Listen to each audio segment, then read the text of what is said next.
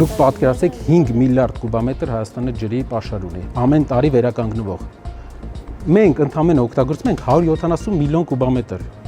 Չի կարող Հայաստանում ջրի խնդիր լինել։ 7 ժամ Երևանի միլիոնից ավելի բնակիչներին անջուր թողնելու որոշումը պետական կառավարման ճգնաժամի դասական օրինակ է համարում Ուժեղ Հայաստան կուսակցության համակարգող խորհրդի անդամ Նարեկ Կարապետյանը։ Ջուրը անհրաժեշտություն է, ջուրը ճոխություն չէ։ Եվ մենք պետք է այս հարցը կարողանանք լուծենք նորմալ կառավարման արդյունքում մեր երկրում սա պետք է հարց չլինի։ Բժշկական հաստատությունները պետք է 7 ժամ ջրից զրկված չլինեն։ Ճիշտ կառավարումը սրանից է սկսվում։ Այսօր մենք ուզում ենք ներկայացնենք այս խնդիրը մեր հանրությանը, ներկայացնենք, որ ինչպես ջրի ոլորտում, ինչպես էլեկտրաէներգիայի ոլորտում, այնպես էլ բոլոր ոլորտերում մենք ունենք տոտալ պետական քաղաքականության բացակայության արդյունք է։ Ամենամեծ, ամենաջրառատ երկրներից մեկը տարածաշրջանի չի կարող բախվել այս խնդրի հետ։ Ջուր կա, կառավարում չկա։ Վերելաջուր ընկերությունը այսօր հայտարարել է, որ մայիսից սեպտեմբեր գիշերային ժամերին Երևանում մասսայական ջրանջատումներ են լինելու։ Մայրաքաղաքի բնակիչները օրվա մեջ ջուր կունենան 24-ի փոխարեն 17 ժամ։ Շուրջօրյա ջրամատակարարումը կվերականգնվի սեպտեմբերին։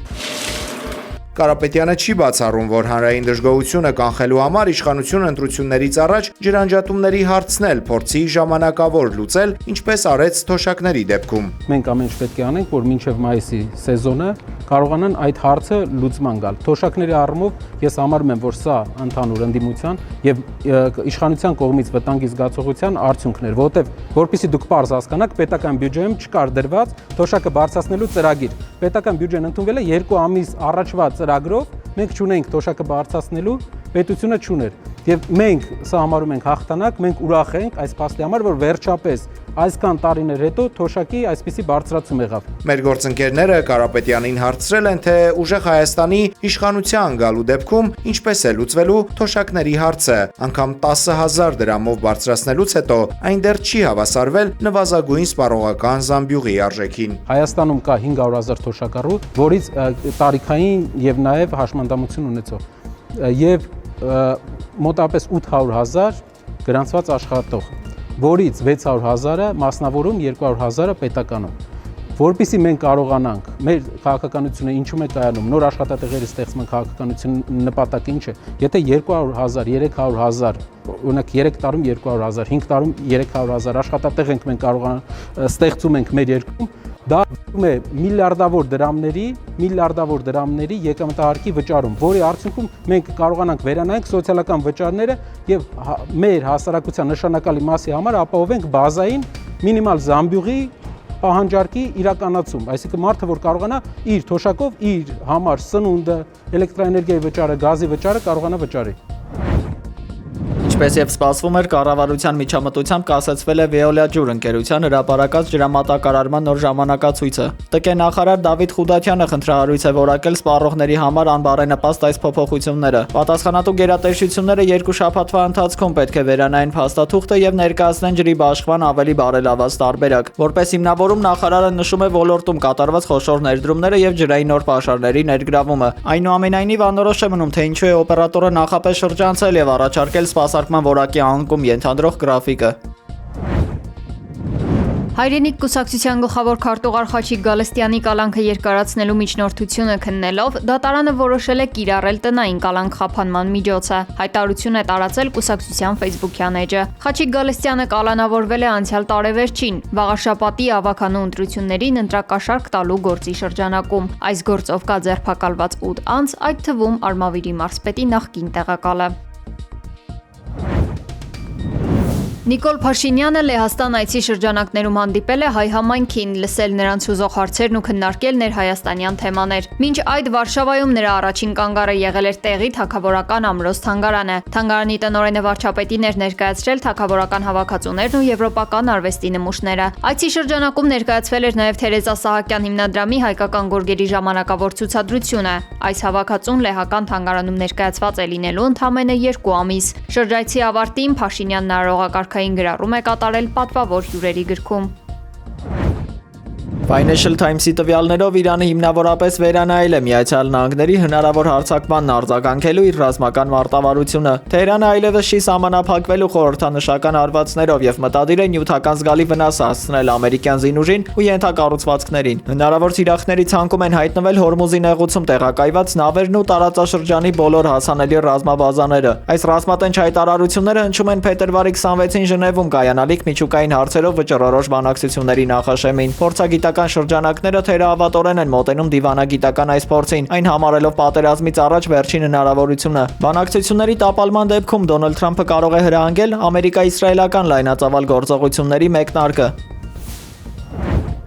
As it stands now, the Department of Homeland Security, the Coast Guard, others ԱՄՆ պետքարտուղար Մարկո Ռուբիոն դիմել է Իրանի կառավարությանը, նշելով, որ տարբեր երկրների հետ ունեն պայմանագրեր խաղաղ միջուկային ծրագիր իրականացնելու եւ դեմ չեն, որ Իրանն էլ նույնը անի։ Տարբեր երկրներ ունեն վերգետնյա ռեակտորներ եւ ներմուծում են վառելիք։ those vessels, if they were American citizens or permanent residents, according Ռուբիոյի խոսքով, եթե Իրանը ցանկանում է միջուկային ծրագրով էներգիա ստանալ եւ ոչ թե վտանգ հանդիսացող զենք, դա հնարավոր է փոքր մոդուլային ռեակտորներով ստանալ։ Պարզվում է ամերիկյան կողմը այստեղ որևէ խնդիր չի տեսնում։ Խնդիրը խորը ստորգետնյա ռեակտորներ հարստացնելն է։ Մեջբերում անցյալում ունեք 20 եւ նույնիսկ 60% հարստացման պատմություն։ Գումարած կառուցում եք հրթիռներ, որոնք կարող են պոտենցիալ մարտագլխիկներ կրել։ Չեմ կարծում, որ զենքի արտադրությամբ չհետաքրքրված երկիրը նման գաղափարներ կունենար։ ما نشستیم که مشکل شما رو حل کنیم. Մասուդ Փեզեշքյանը հայտարարել է ուսանողական բողոքի ցույցերին ընթരാճ գնալու եւ երկխոսություն սկսելու պատրաստակամության մասին։ Նախագահը հանձնարարել է նախարարներին անձամբ այցելել համալսարաններ, փորձելով մեղմել ներքին լարվածությունը։ Նման զիջողական կեցվածքին զուգեր խորհրդարանի խոսնակ Մոհամեդ Ղալիբաֆը խիստ նախազգուշացում է հղել Միացյալ Նահանգներին։ Թեհրանը սպառնում է կոշտ հակահարվածով, եթե Վաշինգտոնը բանակցությունների սեղանի շուրջ հարգանք չցուցաբերի Իսլամական Հանրապետության շահերի նկատմամբ։ Դոնալդ Թրամփը հայտարարել է, թե Իրանը մշակում է հեռար հրթիռներ, որոնք կարող են թիրախավորել Միացյալ Նահանգների տարածքը։ Իրանական հրթիռային ծրագրի հիմքում իրականում ընկած են Հյուսիսային Կորեայի հետ տասնամյակներ տևող սերտ ռազմական գործակցությունը։ Փորձագետների կարծիքով Իրանի ռազմական ձեռքբերումները մեծամասամբ կորեական տեխնոլոգիաների եւ մոդելների տեղայնացված պատճեններն են։